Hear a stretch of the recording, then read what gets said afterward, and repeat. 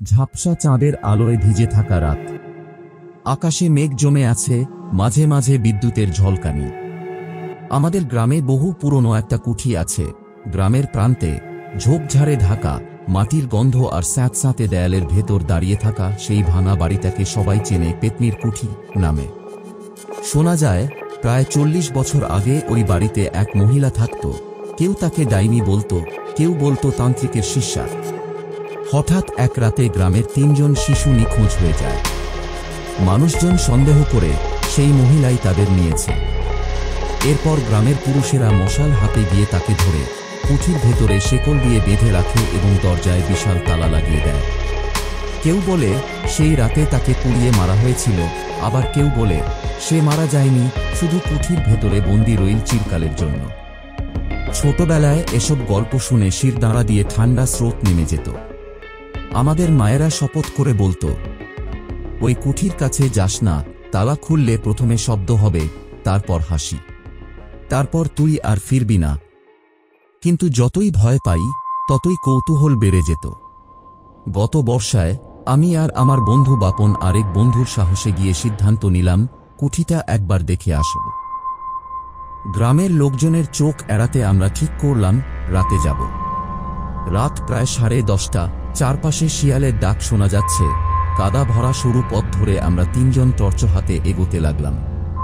কুঠিটা দেখতে যতটা ভৌতিক কল্পনা করেছিলাম, বাস্তবে যেন তার চেয়েও বেশি ভয়ার্ত লাগছিল। দরজাটা পুরনো কাঠের, জংধরা লোহার তালা ঝুলছে। বাতাসে একটা গুমোট স্যাঁতস্যাঁতে গন্ধ, যেন অনেক দিন ধরে ভেতরে কোনো কিছু পচে আছে। ভেতর থেকে হালকা একটা ঠক ঠক শব্দ আসছে কিনা তা বোঝা মুশকিল। বাপন হাসতে হাসতে বলল, দেখলি ভিতর থেকে আওয়াজ আসছে, হয়তো ইঁদুর। আমি গলা শুকিয়ে গিয়ে বললাম, চুপ থাক, কাকিমা বলতো প্রথমে আওয়াজই শোনা যায়। আমরা ঠিক করলাম শুধু কাছে গিয়ে দরজায় হাত রাখব, তালা খুলব না।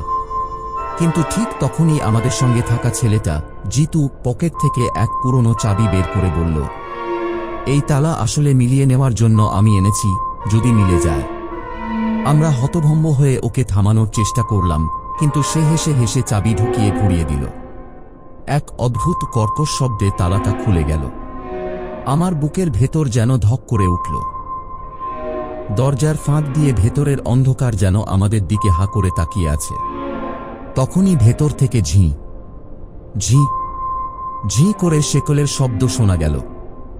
ধীরে ধীরে, যেন কেউ খুব আস্তে আস্তে পা টেনে এগোচ্ছে। আমাদের গা শিরশির করে উঠল। বাপন ফিসফিস করে বলল, চাবি ঢুকলেই যদি শেকল নড়ে তবে। তার বাক্য শেষ হওয়ার আগেই ভেতর থেকে শোনা গেল এক হালকা কর্কশ হাসি। নারী না পুরুষ বোঝা গেল না, কিন্তু সেই হাসিতে এমন এক শীতলতা ছিল যেন কেউ আমাদের শিরদাঁড়া ধরে টেনে নিচ্ছে। জিতু হঠাৎ কাঁপা গলায় বলল, চলো চলো এখান থেকে। আমরা পিছু হটতে যাব। ঠিক তখনই দরজার ফাঁক থেকে এক ঠান্ডা নিঃশ্বাস এসে গায়ে লাগল। সেই নিঃশ্বাসে কেমন এক পুরনো ধূপধুনোর গন্ধ, সঙ্গে পচা মাংসের মতো দুর্গন্ধ মিশে আছে। আমরা 3 জন একসাথে ছুটতে শুরু করলাম। পিছন ফিরে তাকানোর সাহস পাইনি। গ্রামের ভিতরে পৌঁছে দেখি আমাদের মধ্যে শুধু আমি আর বাপন আছি, জিতু নেই।